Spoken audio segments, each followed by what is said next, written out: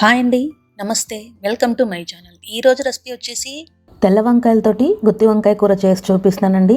వేడి వేడి అన్నంలో అలా అలా వేసుకొని తింటుంటే మైమర్చిపోవచ్చు, అంత బాగుంటుంది. మరి గుత్తి వంకాయ కూర అంటే ఎవరికి ఇష్టం ఉండదండి? చాలా మంది చాలా రకాలుగా చేస్తూ ఉంటారు. మరి నా స్టైల్లో నేను ఏ విధంగా చేస్తాను మీకు ఈరోజు షేర్ చేస్తున్నాను.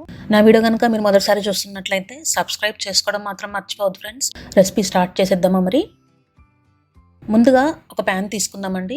అందులో ఒక 2 స్పూన్స్ పల్లీలు వేస్తున్నాను. ఇది మంచిగా ఒక 1 మినిట్ దీన్ని బాగా వేయించుకోవాలి.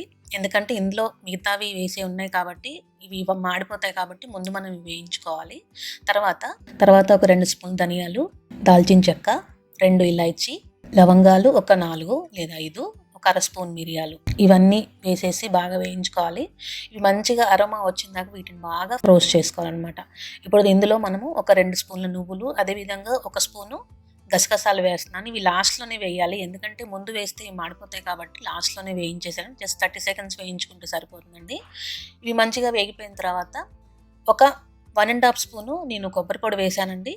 ఎండు కొబ్బరి ముక్కలైనా యాడ్ చేసుకోవచ్చు. ఇవన్నీ వేసేసుకొని బాగా వేయించుకొని దీన్ని మొత్తం చల్లారిపోయిన తర్వాత పౌడర్ చేసుకొని పక్కన పెట్టేసుకోవాలి.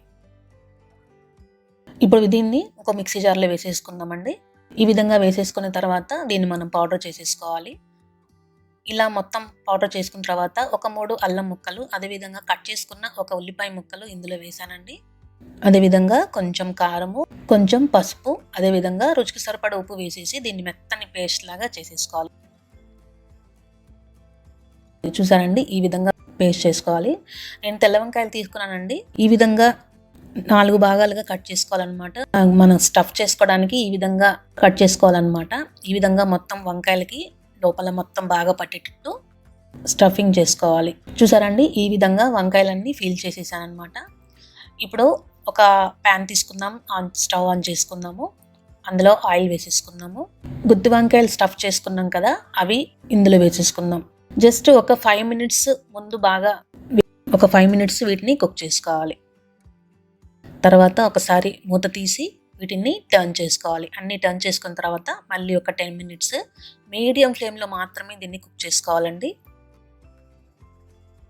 చూసారండి, వంకాయ అనేది మొత్తం మెత్తబడిపోయింది.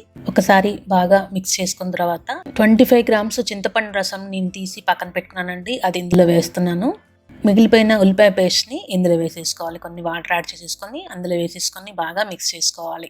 మనం కావాలంటే ఇందులో జీడిపప్పు పేస్ట్ చేసి కూడా ఇందులో యాడ్ చేసుకోవచ్చండి, టేస్ట్ బాగుంటుంది. ఇప్పుడు ఈ విధంగా బాగా మిక్స్ చేసుకున్న తర్వాత ఒక 10 మినిట్స్ లో ఫ్లేమ్లో దీన్ని కుక్ చేసుకోవాలి. ఇక నేను వీడియోలో చెప్తుంటాను కదండి, లైక్ చేయండి, షేర్ చేయండి, సబ్స్క్రైబ్ చేయండి అని. అలా ఎందుకు చెప్తానంటే మీరు లైక్ చేయడం వల్ల నా వీడియో అనేది మరికొంతమందికి షేర్ అవుతుంది. దయచేసి మీరు కూడా లైక్ చేసి కామెంట్ చేయండి.